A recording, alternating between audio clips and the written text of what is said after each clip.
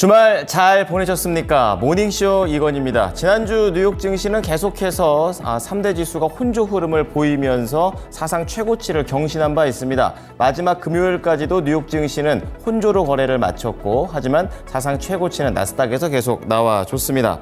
자, 그런 가운데 오늘 헤드라인을 좀 먼저 체크를 해보게 되면요. 자, 지난주 금요일 모닝쇼 때도 말씀을 미리 드렸었는데, 시간 외에 어도비의 실적이 잘 나왔습니다. 그런 것과 관련해서 후속 기사들이 좀 계속 나왔었고, 장중에서도 14% 급등하는 모습이 나와줬었기 때문에 조금 다시 한번 되짚어 보도록 하겠고요. 두 번째로는 이 매파 위원이죠. 클리브랜드 연은 총재가 이날 또 보수적인 발언들을 좀 내놓고 있는 모습입니다.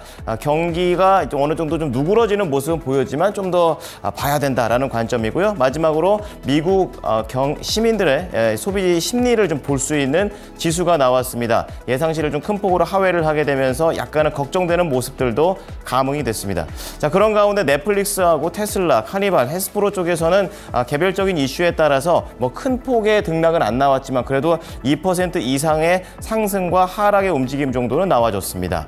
자, 이어서 투데이 뉴스 좀 넘어가 보도록 하겠는데요. 자, 우선은 코스피와 영업이익 전망치와 관련된 부분입니다. 조금 더 상향 조정됐다라는 측면에서 국내 투자자들 입장에서는 좀 더 긍정적인 내용을 기대해 볼 수 있는 그런 내용이 있었고요. 또 그리고 2차 전지와 관련된 인터배터리 유럽판이 되겠습니다. 관련된 내용들, 그리고 K뷰티 최근에 아주 뜨거운 그런 상황입니다. 또 다른 K 중에 하나가 될 텐데요. 잠시 후에 알아보겠습니다.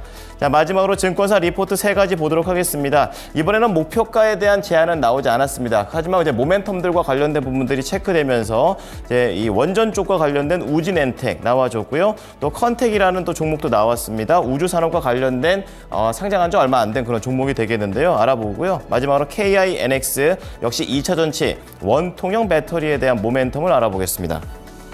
자, 이날 3대 지수는 다우지수, S&P 500 지수는 약보합, 그리고 나스닥 지수는 강보합권에서 큰 폭의 움직임은 보이지 않았습니다. 하지만 경기에 대한 우려는 계속해서 나오게 되면서 하락 출발을 했었고, 그나마 AI와 관련된 힘들이 좀 반영이 되면서 어도비를 필두로 해서 나스닥을 그래도 반등에 성공시키는 모습들이 연출이 됐습니다.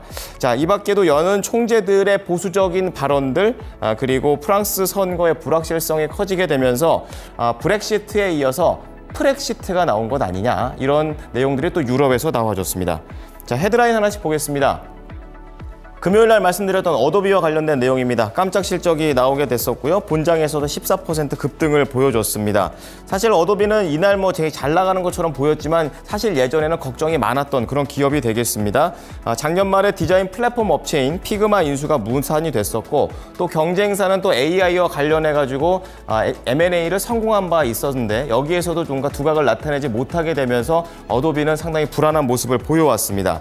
하지만 실적이 잘 나왔었고, 이제 그 이후로 증권사들의 이런 발언들이 이어졌었는데요. 우선 JMP 증권 쪽에서는 어려운 거시 환경과 관련해서도 이 디자인 소프트웨어 간의 업체가 또 심화가 됐음에도 불구하고 어도비의 실적이 개선됐다라는 것은 경쟁력이 있다라는 것을 해석하자라는 발언이 있었고요. 또 파이퍼 샌들러스 쪽에서는 최근 어도비의 혁신에 대한 고객 반응이 고무적이다, 이렇게 얘기를 하면서 앞으로 AI 기반의 솔루션 가용성이 더 늘어나게 되면서 지금보다 더 많은 사용자를 확보할 수 있다고도 좋게 봤습니다.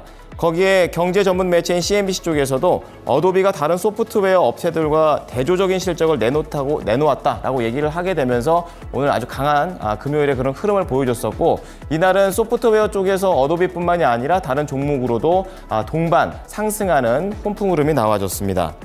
자, 그런 가운데 연은 총재들의 발언은 계속해서 약간 좀 차가운 쪽으로 가고 있는 그런 모습인데요. 바로 매파이면서 투표권을 가지고 있는 클리브랜드 연은 총재가 되겠습니다.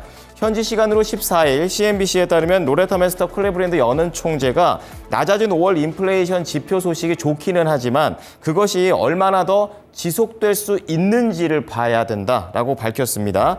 자, 인플레이션 둔화세가 이 상반기에 정체됐었던 만큼 앞으로 추세적으로 디스인플레이션이 지속되는지 여부를 확인해야 금리를 인하할 수 있다라는 점을 강조한 것입니다. 다만 이 총재께서는 인플레이션이 연준의 목표치인 2%에 도달할 때까지 금리를 현 수준으로 유지하는 것은 적절하지 않다고도 얘기했습니다. 자, 이 밖에 로레타 메스터 총재는 이달 말까지 좀 임기를 진행을 하게 되고요. 후임 총재직도 결정이 됐습니다. 투자은행인 골드만삭스의 베스 해맥, 글로벌 파이낸싱 그룹 공동수석이 이 부분을 이어받는다라는 소식까지 전해드리겠습니다. 자, 마지막으로 심리를 볼 수 있는 미시간대 6월 소비자 심리지수 보겠습니다. 부족했습니다. 현지 시간으로 14일 6월 소비자 심리지수가 예비치인데요. 65.6이 나오면서 5월 대비 하락을 했었고 72로 올라갈 것이다라는 예상치마저 큰 폭으로 하회를 하게 되면서 소비자 심리지수가 3개월 연속으로 하락하는 흐름이었습니다. 지난 겨울부터 올해 봄까지 상승 흐름을 쭉 타왔었던 이 소비자 심리지수가 79.4를 정점으로 딱 찍고 그 다음에 미국의 경제와 관련해서는 굉장히 좀 낙관론이다 이런 얘기를 했었지만 그 이후에 대부분의 상승폭을 다 반납을 하게 되면서 성장에 대한 동력이 둔화될 수 있다라는 우려를 키웠습니다.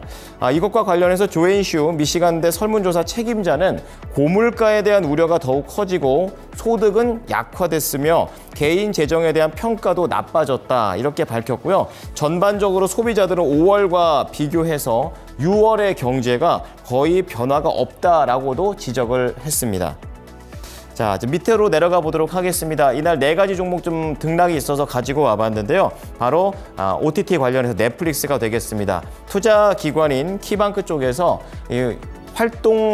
활동수, 그러니까 이 넷플릭스를 보는 사람들의 숫자와 그리고 구독자가 계속 증가하고 있다라는 것을 언급하게 되면서 이날 종가 기준으로는 2.4% 오르면서 $670 근처까지 올라가는 넷플릭스의 흐름을 보셨고요. 그리고 테슬라 같은 경우에는 주주총회 상당히 떠들썩하게 진행이 됐었는데 이후의 판단이 생각보다 새로운 것은 없었다라는 쪽입니다. 좀 애플과는 좀 다른 움직임으로서 나오는 테슬라가 되겠는데요. 종가 기준으로 2.4% 밀리게 되면서 $178에 거래를 마쳤고요. 이날 업황 자체가 좀 내려갔었던 게 바로 크루즈, 그러니까 배와 관련된 그런 내용이 되겠습니다. 뱅크 오브 아메리카가 이 크루즈의 가격이 계속 낮아지고 있다는 것을 우려했다. 이런 리포트가 나오게 되면서 카니발을 포함해서 다른 여러 가지 종목들이 같이 동반 움직임들을 좀 보여주는 상황이 나와줬었고요. 마지막으로 헬스프로 체크해 보겠습니다. 장난감 업체가 되겠는데요. 역시 증권사에서 디지털 게임과 관련해서 이 전략 자체가 올해 하반기와 내년 상반기 수익을 끌어올릴 것이다. 그래서 투자 의견을 중립이었었는데 매수로 상향 조정했습니다. 자, 그렇게 되면서 헬스프로 같은 경우에도 장중에 6% 강하게 상승하는 모습이었습니다.